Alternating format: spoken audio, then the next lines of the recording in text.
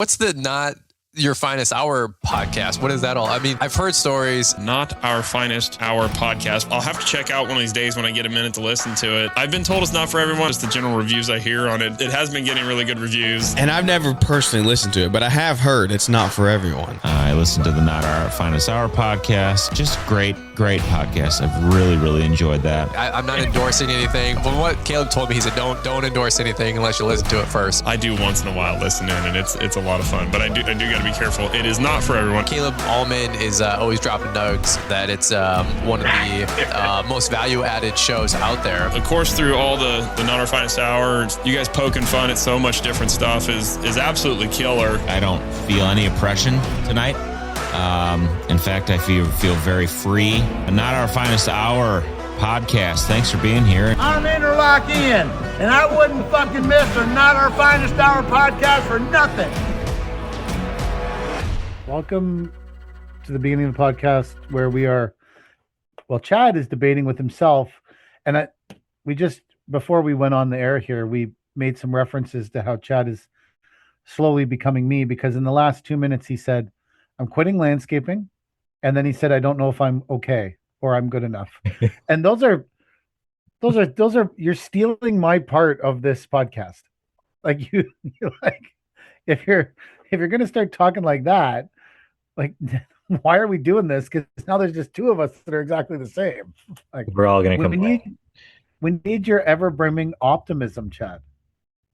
I'm a pretty optimistic guy, yeah. Usually, the last 2 weeks have gotten the better of me. I'm beside myself busy, thinking, what is this all for? Because come summertime, we're going to have fucking nothing to do. But everything has to be done right now.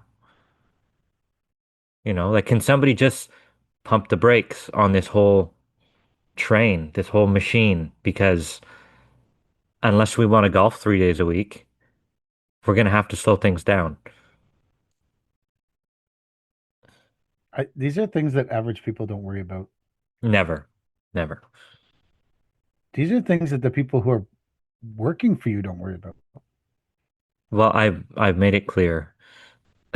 So maybe they're gonna start to worry. They're still not worried about it because you've always delivered. True. And they say something will come up. And yes, something probably will come up. We've never sat around a day, you know. What if it doesn't? And that's the fear. But what if it doesn't, right? Like, what if it doesn't? I have the same fear constantly, man. Like, yeah. Go ahead. No, you're just saying, you're just playing my role here. It's it's been one of those weeks.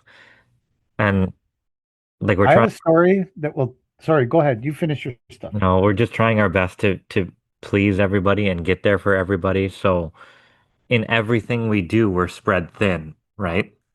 Like, we're at 5 different jobs to try and keep 5 people happy. And they're all sort of happy because we're there, but nobody's completely stoked because we're throttling through the project. But if you hire more people to throttle through the project, you're going to have a bigger problem about getting it done. Exactly. There's now 12 of us working for NDL, which bigger than we've ever had. And the guys are more competent than ever, and it's great, but I don't know if there's enough work to keep the machine running like this for full season and into the fall. I worry most about August. August is a hot month, you know? No, I worry about it's the hardest month to close a job. Likely, if it turns August 1st and you don't have yourself set up till August 30th, you are fucking screwed. September comes, you can probably battle through the rest of the season. You'll get enough emergency phone calls and people that need to finish their projects and get their LCs back. But like August 1st, if you don't have 4 weeks of work set up, you're fucked. You're not finding any work in August. That doesn't happen. True. I think, and on top of that, no one wants to start a project in August because there's always someone that needs to sign something on fucking vacation. Oh, all the time. Yeah. I called the architect. They're on vacation. They're gone for 3 weeks. What do you mean they're gone for 3 weeks? Who takes a 3-week straight vacation in the middle of the summer? Architects. Yeah, absolutely. Yeah. It's Thursday. We need an answer. Well, we're not going to get one till Monday after next because the architect took a week and a half off or something. You know, August. August. But this has happened before, no? Things have kind of been in all in one shot. You have to struggle through it, and then work comes up, right? Yeah, it's not going to bankrupt the company, I don't think. Anyway, like there's going to be stuff. I could shake the cage and some work will fall out somewhere. You got to do that ad spend. Yeah, spend that I ad do. I money, really get do. work. I really do. I'm behind on my ad spend. I So, have a, I don't know if it was you guys. Someone said to me recently, the craziest shit happens to you. Like shit that would never happen to anybody else just seems to happen to you. Like it's unfolding every day, I don't think constantly. that happens to you. Yes. Like I there's think always some weird, obscure thing happening to me. The Phragmites, for one. Yeah. Or the guy who quit to go work for another guy and then tried to borrow my saw for that guy. Like that doesn't happen to the average person. So this week, uh, I was driving back from our planting job we're doing for Humber Valley, and I needed fuel.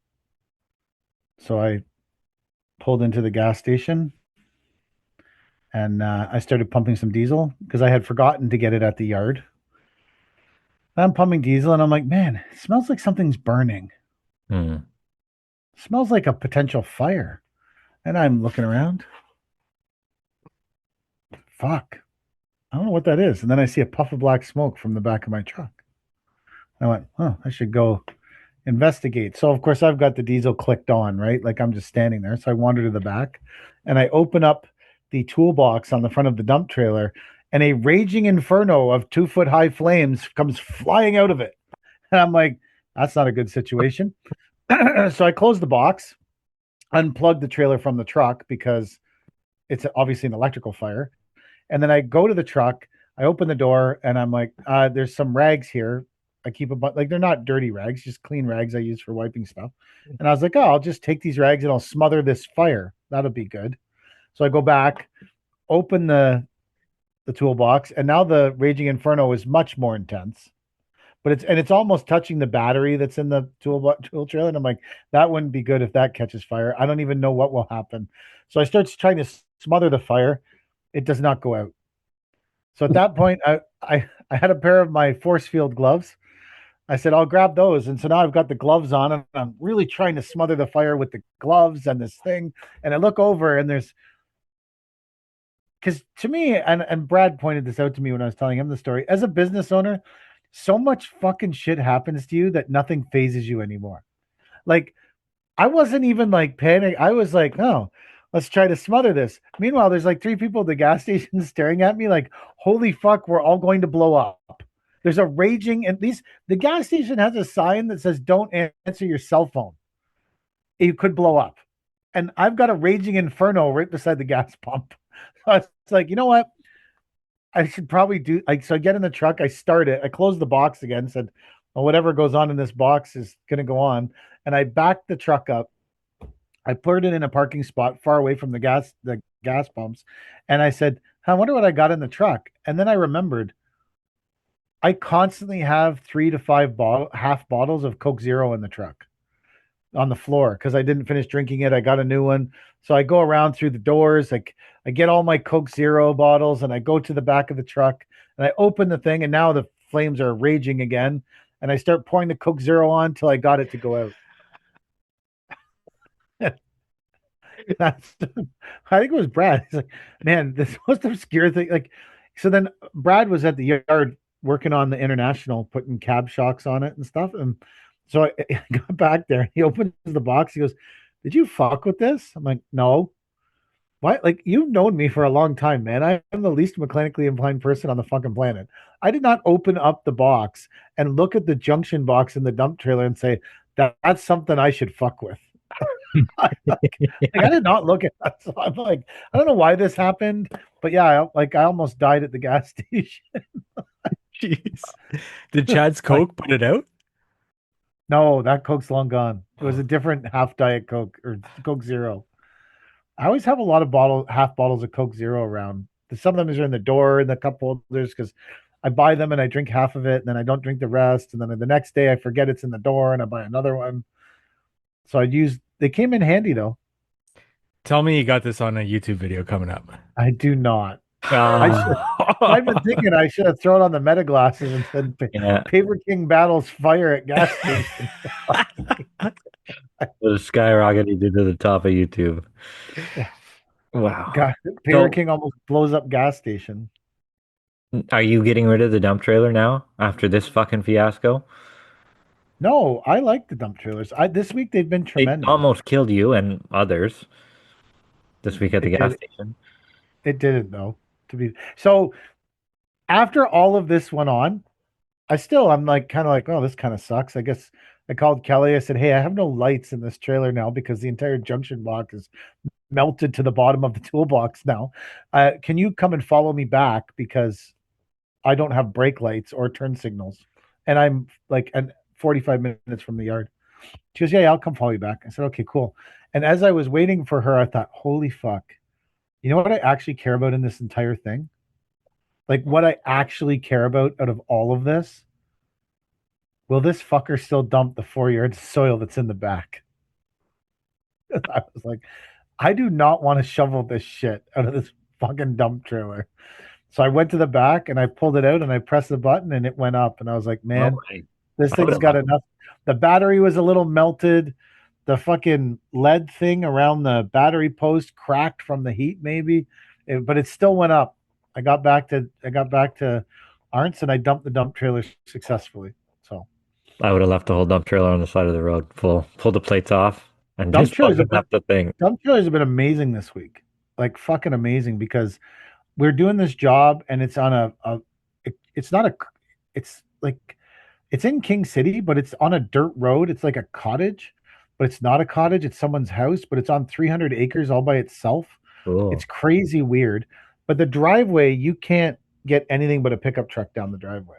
So I've been driving the dump trailers in and leaving them and then taking them in and out because we'd have to put a bin a kilometer away from the fucking road.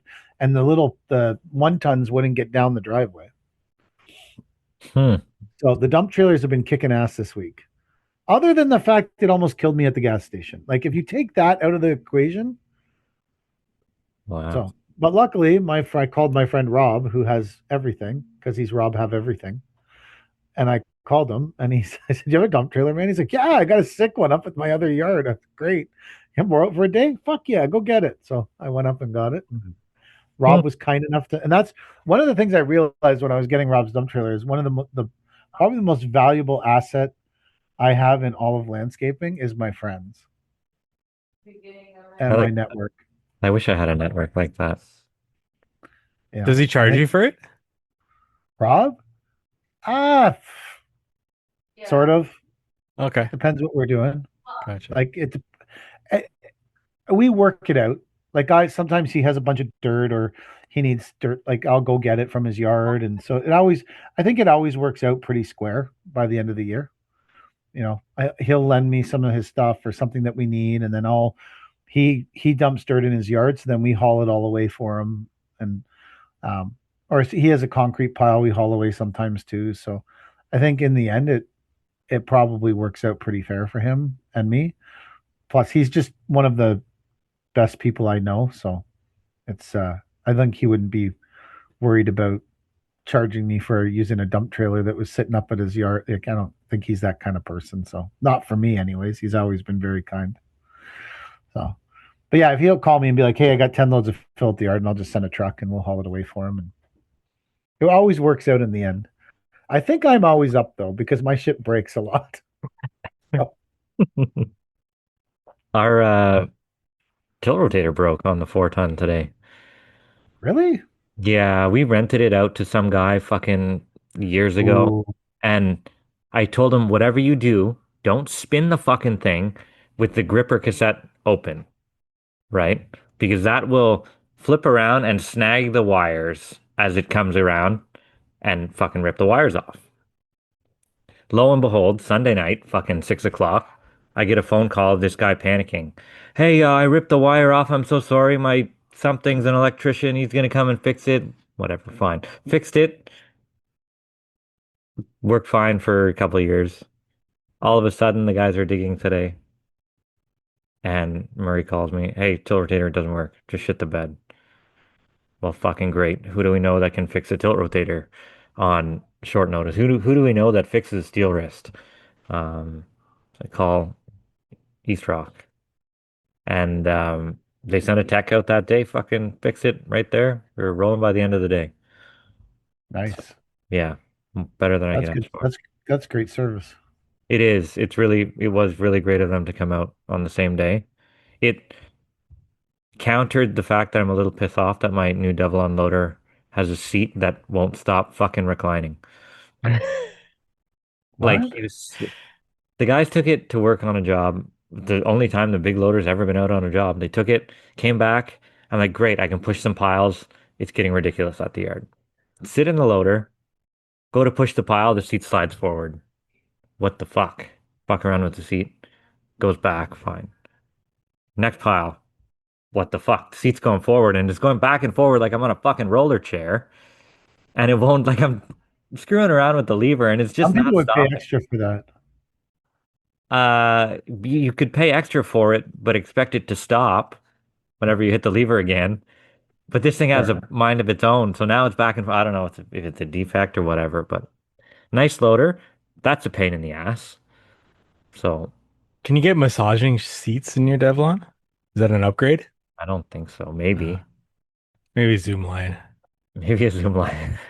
That's massaging seats. I'm gonna call Zoom Lion because we have a job coming up, and I was gonna use the our 8-ton, but Jack and I looked at it again, and we think we need the 8-ton will always do the job, but we need the job to go a bit faster than the 8-ton will. So I was gonna rent a 20-ton cat, but I think I'm gonna go and see if Zoom Lion has a rental program, and we'll get some Zoom Lions going. That'll be That's a exciting. great idea. That's great Yeah. for everyone involved. The Lion King collaboration. Lion King. You put the Yeah. song on as you fire up the shovel. Aranya. So today, I was on the site with the guys. We're doing some. It's a 5,500 square foot paver pathway for Hawkins in a cemetery, and it's a big winding pathway with some Oh, that's circles. the one with the stupid design. No, that's a different cemetery pathway. That Oh, one's supposed to look like train tracks. looks like a pain in the ass for cutting. So, well, there was two options. One to do it the way we did it, where Daryl and the guys measured in and then cut the banding in. The other option was to do it like a traditional soldier course. But the problem is the curves are so sharp, and it's a triple soldier course, a 4x8, and then two 6x12s. No, they're bigger than that. Or maybe 7x14s. Well, they got a curve on an arc. So you either cut this band in and Yeah. cut the outside, or you're literally chopping 300 of these things into pieces to make them turn, Yeah. right? So Daryl looked at it and then did the math on it, I guess, and figured that that was an easier. There was no good route to do that. Like what would have, to me, been a better design choice was if you wanted the big ones as the infill, would have been to do a 4x8 black and then 4x8 matching ones on the outside, so you could turn the corners without cutting. That's what I think would have been a better design. Like if you wanted it to stay true to that design.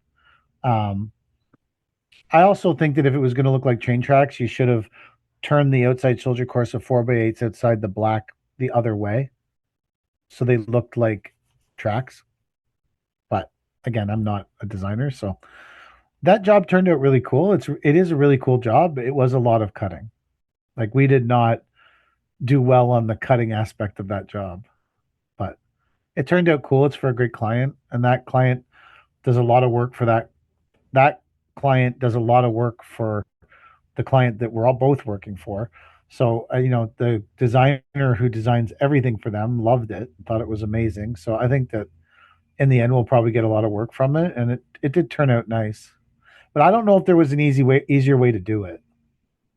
If you're Sometimes going to they're use tough, you know. if you're going to use 7x14s and then push them on tight curves, like because you're not only cutting the ends on wedges, you're cutting them shorter. Like it would have looked really manufactured and weird, I think.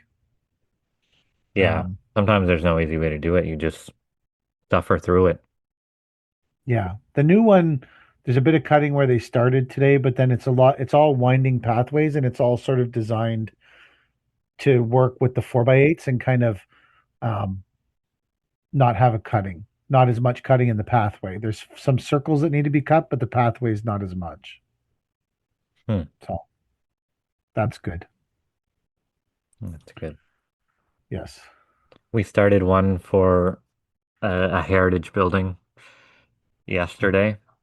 It's one of like the oldest buildings in Canada or something like that. And it was actually the person in charge is my high school English teacher. Have I mentioned this before? No. She's the reason that I was going to be an English teacher, but before switching to landscaping, obviously. And so this is a very straightforward job. It's actually the architect actually is the one, if you'll remember, they gave me their business card, but it was like home printed, like Oh yeah. from there. Yeah. So I had to find the design somewhere today, shuffling through papers and stuff. Found the design. Thank God the bin truck is there. The bins have been flowing, flowing. I think we're gonna need a bigger bin truck next time around. But the problem is they Uh, just get so big. Like, the problem with the big bin trucks is that you're trying to lift 20 yards off the fucking ground, well, yes. which is super hard on them. And then the second problem with the big bin trucks is when you go to put the bin down, you need like 60 feet. Yeah, it's huge. There's one in town that works for some home builder company or something, and the thing is monstrous. Yeah. By the time you have the triaxle, and then there's 10 feet between the hook and the bin, and then the bin, Yeah, they are harder to use than the smaller ones. yeah. So, and I was talking about maybe last week or the week before, talking about how I didn't have enough work for the truck driver. That's long gone. That's out the window now. He is busy. I could use another full-time driver pretty much. Now it seems just to keep things going. We can't even afford to use our own topsoil because our driver's busy working for us and he can't do our deliveries because he's doing other shit. But and then watering is a whole other game. We've been asked all week for the past 2 weeks, do you have a water truck? Can I get a water truck? Can you fill the pool? Can you do this? All this, whatever. I'm inflating the rates on the truck because that's the only way I can justify the truck not working directly for us is to go out and make more money somewhere else. Like how much is a water truck? 145 bucks an hour? Seems any less than that and I'll send it to work for us. Even I don't even know if that's enough to take it off our jobs. Probably not. But I had a lady call me yesterday. She says, we're doing some sod in town and we don't have enough pressure to water the sod at our apartment complex. It's like, can you give me a price to water this sod every day for a month, 3 times a day? I'm like, well, I'm pretty sure you don't No. need that much water. I said, I can price it based on your schedule, but with my recommendation and stuff. But it's still 4 hour minimum, 5 hours of watering a day, or 4 hour minimum. Yeah, it's like $500 of water a day, dragging the hose across the fucking parking lot and shit like that. Like, you're not gonna bite on my price to water the sod is gonna be more than the sod installation, Yes. but that's not my problem. Find a water truck that'll do it for cheaper. I saw a water truck, freshly built water truck for sale, and I almost sent it to you. Yeah, I don't It know if was I can one was justify it. 168. Yeah, I think I saw it too. It's black, Oh, all the black. the It's Sterling like one, all yeah, black. it's Yeah, murdered out. Yeah, had yeah. a Cummins ISC and a Allison 6. The Not a problem bad is setup. that it's a Sterling and they don't make them anymore. Yes. And they're Frankenstein trucks to begin with. and it's not worth $160,000. Maybe it is to the And right person. I would say it is right now because it's hot. Yeah. Once you once you get into mid to late October, it's worth 50,000. When you start calling me in November to water sod, I'll consider your $170,000 fucking water truck.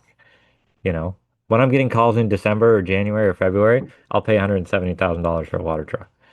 But until then, my water tank is a much better option. Our bin trucks have been really busy this week. Bins are great. 2 weeks. I picked up a bin twice this week, almost. I mean, we delivered a bin to this client behind Zellers. And Zellers, do you remember Zellers? Yeah, there's still a Zellers in No, Cornwall. it's not. It's Oh, something else now, but it will always be the Zellers. We delivered the Zeller's making a comeback. is Like it? they're buying retail space. They're leasing retail space as we speak. Hmm.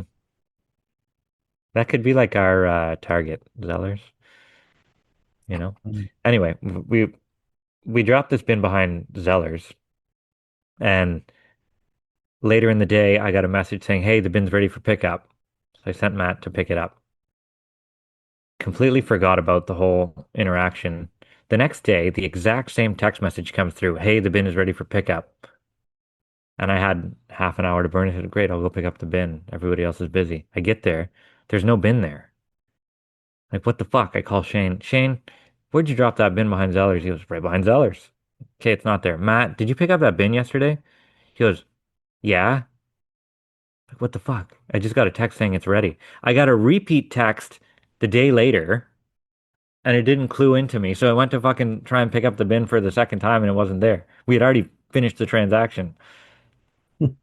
Transaction is This is done. a great way to burn fucking $50 in fuel and my time. I we ran out of bins in the yard. Ooh, I was Like close. we were down to no bins. Nice. And we have the infamous hot dog bin. So I texted to because the driver Cody's off now for 6 weeks. So I put in we have a bin on Connect Team, we have a bin truck group chat. So I put in the bin truck chat, hey, if someone's desperate, take the hot dog bin. It still works. It's just a bitch. They're like, okay. But we kind of like we got down to 0 bins and then we kind of battled our like we got some bins back and we didn't have to tell anyone that we didn't have Take any the hot bins, dog bin. that we had no bins. Yeah. So we but yeah, we get down to like those that's pretty the bin trucks are the one of the jobs we're doing right now is in Markham, this contractor that we do a lot for lawn and lawn. Um, he he's ripping up 18,000 square feet of pavers, Ooh, but they're Umbriano pavers. And I'm like, man, we've reached a point now in landscaping where we're tearing up $12 a square foot pavers and throwing them away. nice. Yeah. Huh. But it's like it's 18,000 square feet, so it's going to be like probably 30 bins. wow. How many bins do you have? Me, 19. 19. Including the hot dog bins? Yeah. Yeah. Yeah. And the 2 snow bins that are on top of the fucking sea can. Oh yeah. Matt But called me. we have 3 10-yard bins, 4 14-yard dump body bins, 7 barn door bins, 2 split bins, a flat deck, and 1 20-yard snow bin. Hmm. All of which, oh, they've been busy. So, and having the 2 guys driving it has been amazing. They're both great. I miss Cody a lot, but She'll be back. yeah, she's coming back. Well, I'm trying to buy another truck, so yeah. We did. Kelly and I talked about it. We had a big like company meeting, which is like us floating around in the pool. But I think we're gonna buy a pony truck. Really? Wow. Yeah, we're gonna buy a pony truck for Andrew because he can 50 he spends 50 to 60% of his time floating equipment already, and then he can use that truck for that. And then when he's not, then he can stock the yard. So, like Art's yard. Hmm. So, because the pony is, you can bring to get hauls 42 ton. It's good for 42, a truck and pony. So, I think it'll be a good. I didn't. We need to buy another truck, but I didn't want to take away from the business that we already have. Like buying another truck and putting another truck on the road, it's just going to mix in. And so maybe we hire one less broker a week, but that's not expanding the business. It's just doing the same amount of business. But if we can get a pony truck, then the pony truck will, the float moves will become float moves, and hauling yard stock will become a whole separate division of the company. And then the dirt hauling will be a different division of the company. So this truck will actually provide some growth. It's not just existing within what we already do. Because, like we can stock salt domes with that truck. We can do all kinds of stuff. Right. So the pony would be busy, like starting in August, probably just hauling salt. I'll probably haul salt from the docks in Toronto every day, all day. Wow. So There you go. Right to yeah, work. so I think that's what we're gonna do. I started looking at them, so I found one. It's a W900. It's 2020 W900 with a pony, which suits us. Oh, full package. That's our kind of truck. Black. No, it's a bunch of colors. We'd have to get it wrapped. But that's our kind of truck, though. W900 20. Yeah, so Yeah. I think that would be a good. I think that's a better move than just buying another triaxle and putting it on dirt. Mm-hmm. It's opening up a whole new Avenue. division, Yeah. a whole new revenue stream. What do they call it? If say I was like had a consultant, they'd tell me I was opening up a revenue stream. Yeah. You have a consultant, Do I? Jack Hamilton. Hamilton's Consulting. Yeah. Okay, but that's like a different kind. That's consulting something different than growing your business. I get it. That's true. We were out of bins today, and Matt called me and he says, "Hey, we're out of bins. Where can I get one?" I said, "You know that bin that's been sitting there with 3 pallets of sod in it for 3 days now? Dump it and use that one." Okay, what about the pallets? Just fucking dump it. Dump them all and take that bin. That sod's no more good to us. No, that sod needs to go through the screener Yeah. on the That's 20 what it's ton. gonna do. It's gonna go through. That's where it Yeah. goes in the pile. And we're doing this backyard grading thing, but it's on like 1 acre, right? And me pricing this job in March, it's like, yeah, great, we'll just get right to it, whatever, right? We're getting to it now with the weeds up to your fucking nipples. Oh, that's That good. I didn't anticipate. So 45 yards of weeds now that we've peeled off the property have to go somewhere, and they're gonna go in the screening pile too. They'll decompose over a year, whatever it is, and they'll just So be you're there. gonna have topsoil full of weeds? Well, yeah, because it all goes under my sod, right? Like it, and it'll decompose. It'll be just dead. You need that organics mixed in there. There's a bunch of shit otherwise. I think we're gonna get a couple loads of black muck and leave it sit there as well. Just pile everything up in a giant cone and let it dry out for a couple of years and then mix it all. Yeah. I think that's what people do to make soil. I don't know. We'll find out. So I am around a soil production facility a lot, like a really large scale one. And there's a lot of like compost coming in. They have Yeah, yeah. live bottom after live bottom of compost, and then there's manure coming in, there's sand coming in. It's all Yeah, big. yeah. Just Yeah. mix it all, right? Like So we get a giant mulch pile, and for the sake of not digging into the gravel or the dirt, you don't scoop right from the bottom, right? So you end up wasting, I don't know, 10, 15 yards by the time the mulch is all gone. So you scrape up all that mulch, and that goes into the topsoil pile too, where it just decomposes and shit, and it becomes earth again. Just a whole bunch of shit mixed in. It's like a stew.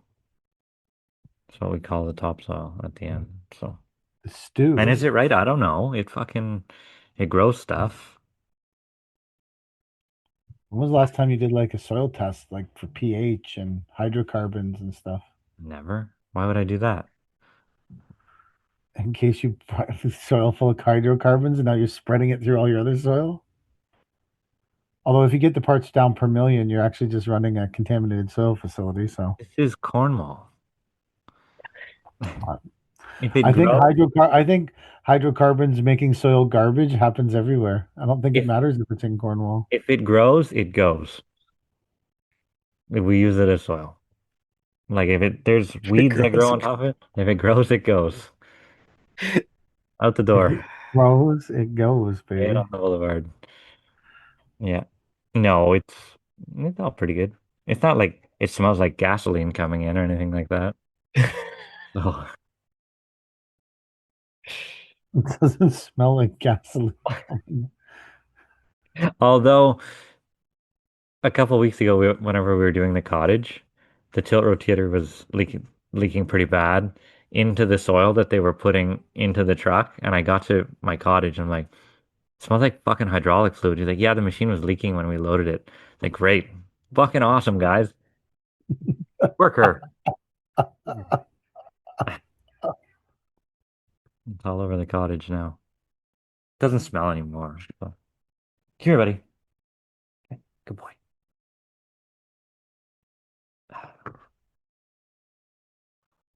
The big screener has to go, well, the big shovel and the screener have to go out actually to screen soil on a job. Really? 8,000 cubes. There's eight, no, 8,000 square meters, however many cubes that takes. I don't know. That's pretty cool. Yeah, it's screen stockpile soil on site. The problem is they stockpiled it in the back corner, and now I have to screen it and use it before the asphalt guys get there and put these little fucking skinny paths everywhere. And I Mm. can't get it out. Or the big shovel is going to be landlocked in the back corner because it can't go over the asphalt paths. Yeah, you gotta like plywood it all the way out. Yeah, which That fucking sucks. that's gonna suck. Yeah. So they're like, when can you come? I'm like, well, I could use some heads up on this, Yeah, but it's like 100 grand. We should be able to do it in 2 weeks. 100 grand pure labor on the job, I think. We'll see. are you gonna use the bin trucks to move the soil from the screening plant to the front? I thought about it, but there's a lot of little places. I'm like, maybe we'll just get the slinger guy in and Just screen it right into his truck?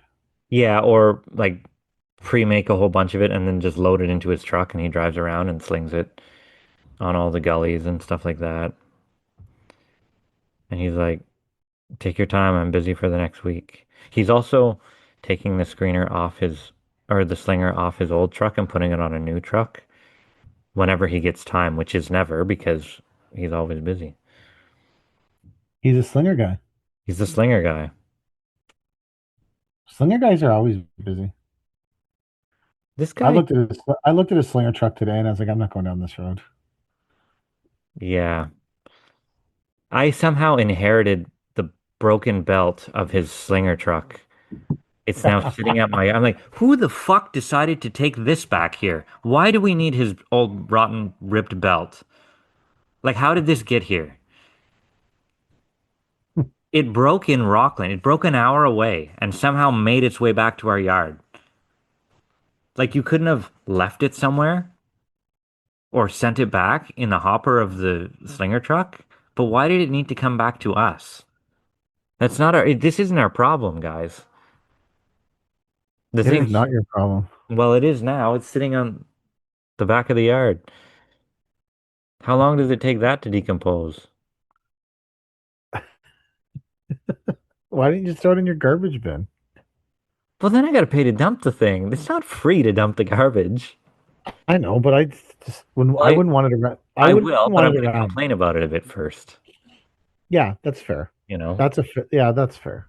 I fucking would just. I hate shit around. I Yeah, me spend so much time in the yard, just like making sure there's not shit everywhere. Like, yeah, yeah.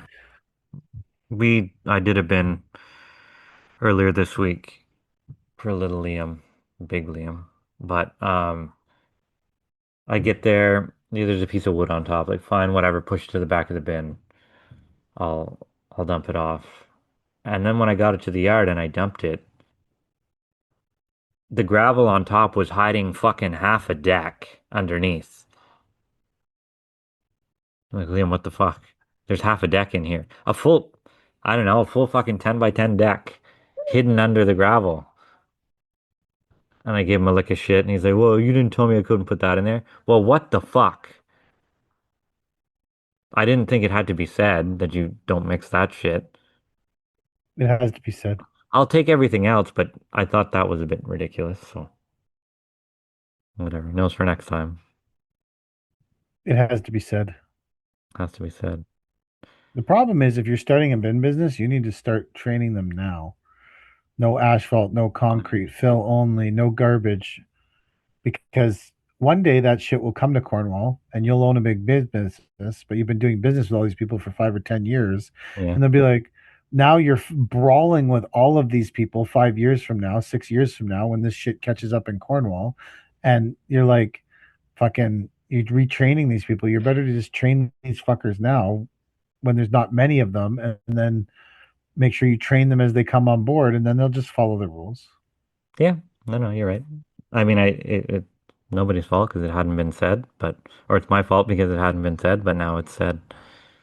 That's extreme ownership. You know what? I'm gonna get a little whiteboard or something for the back of the bin truck and say, this is a fill bin, check mark, or this is a concrete bin, check mark, and you fucking check what you're putting in there.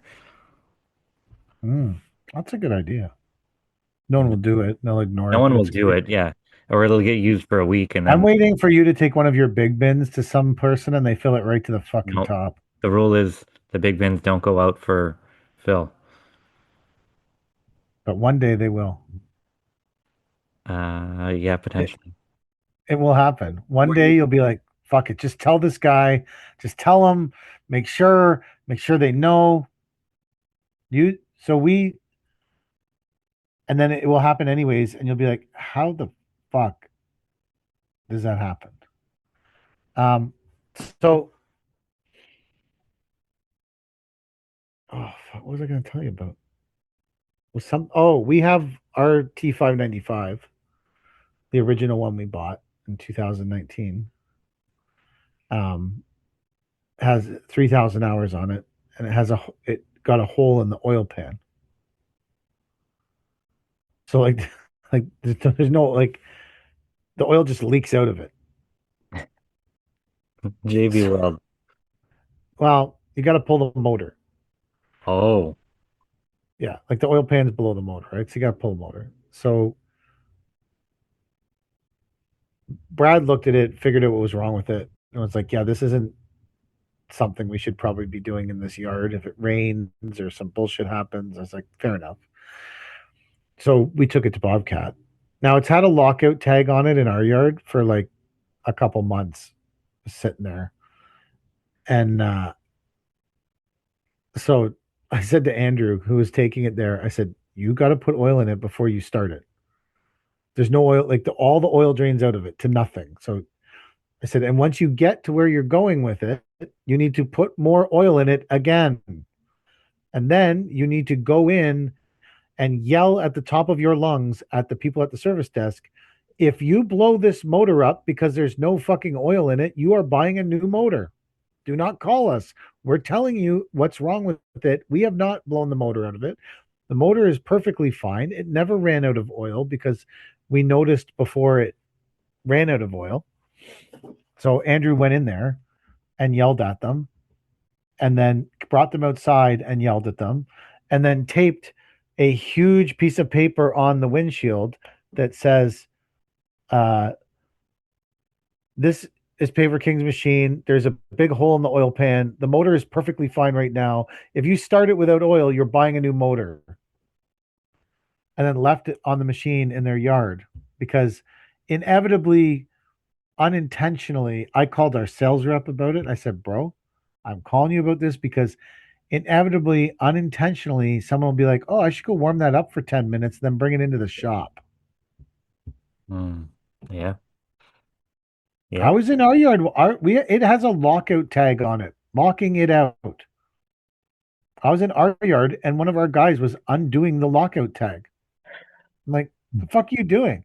It's like, I need to load something. I'm like, not with that. Like, Jesus Christ. Oh, I'm like, it has it. We established when we moved to this yard that it has no fucking oil in it. how long does it take to pull a motor, put the new oil pan, and 3 put the days motor back in? 3 days. and $5,000.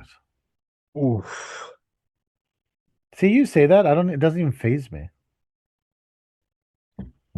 But is it It's not a- time to sell it and buy a new one?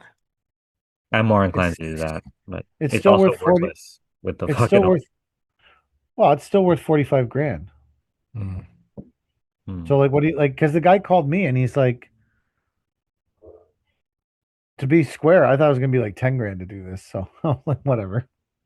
But the guy called me and he was like, oh, this is. Do you want to see the quote? I'm like, I don't know, man. Tell me how much it is.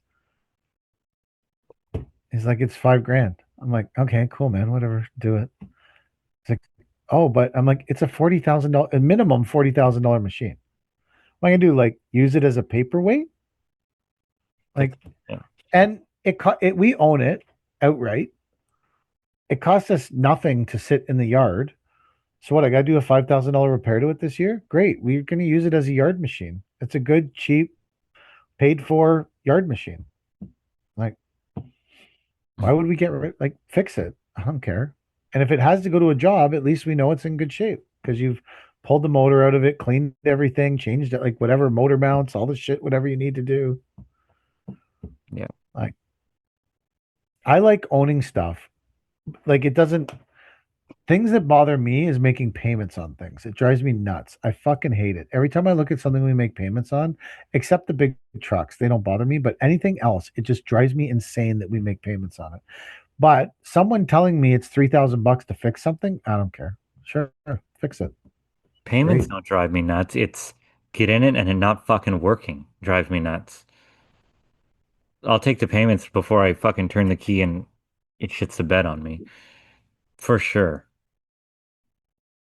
Yeah, we all have our thing. Yeah.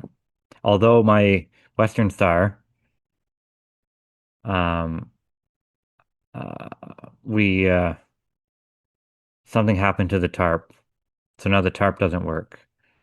So good luck fucking hauling any bins with a tarp that doesn't work. I gotta We got fucking. to tarp them on the ground, You could, yeah, lift them up. Well, that's how people did it before these tarps existed. yeah, I know, but it's also a giant pain in the ass to do. So, It so, is a giant pain in the ass. That's but it's why got to people go. develop these tarps.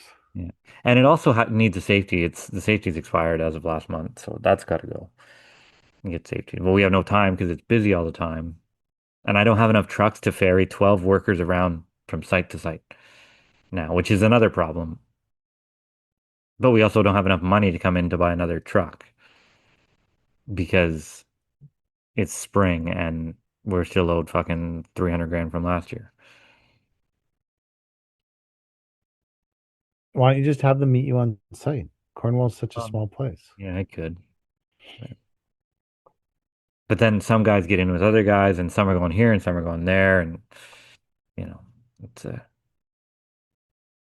it's Yeah, but some are going here, some are going there. They drive themselves. But the yeah, but difference, But some To are be, getting in with other people's, and if you split them up for their oh, job, you're saying they're getting brought in. yeah. Or Like they're some of them don't have licenses and they can't drive to the site, so they got fair. to go with someone who does have a license. And some of them aren't insured because they're fucking, we call them the kids, students or whatever. Yeah. We have We uh we have two of them, Alex and Ethan. Alex came back from last year, and Ethan did some landscaping in Montreal or something like that. We call them the kids, but they're going through to be paramedics or something. So, and I think I told you guys this. They both have jobs working in like confined spaces rescue and stuff like that, but nobody is getting trapped in confined spaces, so they have no work except for, well, I mean, that's the job, and you just sit around until someone gets trapped in a cave or something. I don't know. Not that that's funny, that's fucking terrifying. But if you climb in a cave and get stuck in a cave, you got to bear some personal responsibility. well, it's also in like a mine or something, right? If you get stuck, That's different. You're at work. You said a cave specifically. well, a cave is a mine, I I suppose. know, but I'm talking about like a caver, like these caving people that climb into the earth and squeeze their bodies through No, impossible thank you. spaces. Yeah, Yeah, no, thank you too. But if these fuckers get stuck in there, they got to bear some personal responsibility. true. But all that to say, we have a couple jobs where we have to put gravel under decks. Mm. That's a miserable job.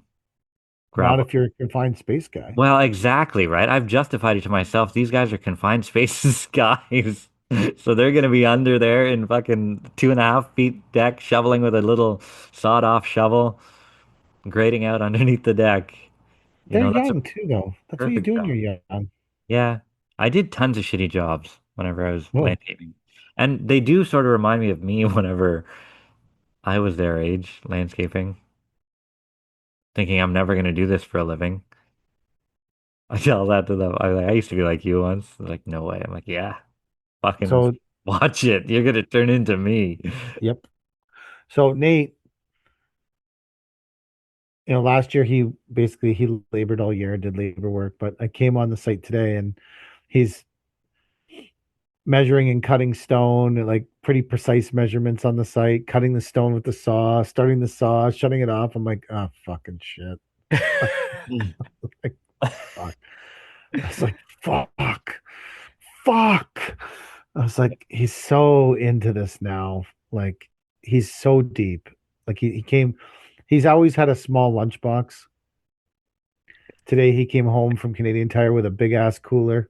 Oh, I was like, yeah, I was like, takes a fucking whole seat shit. in the truck. Yeah. Inside. I was Past like, the point of no return. I gotta bring more frozen bottles of water with me. I'm like, holy fucking shit. God damn. The old, they get like juice bottles, the 1 liter, the 2 liter, and they freeze them in the night and then put them in the I morning. Yeah. was like, Yep. fuck. So, anyways, talking about you looking seeing this. So we're looking at this job. I'm looking at what the guys are doing. We're shooting the shit or whatever, and they're like, "Oh, we were hoping that you would come here and hold Nate in the air, and then say one day this will all be yours." Like the Lion King. I was like, oh my god. For 1,000 years, men will still say this was their finest hour.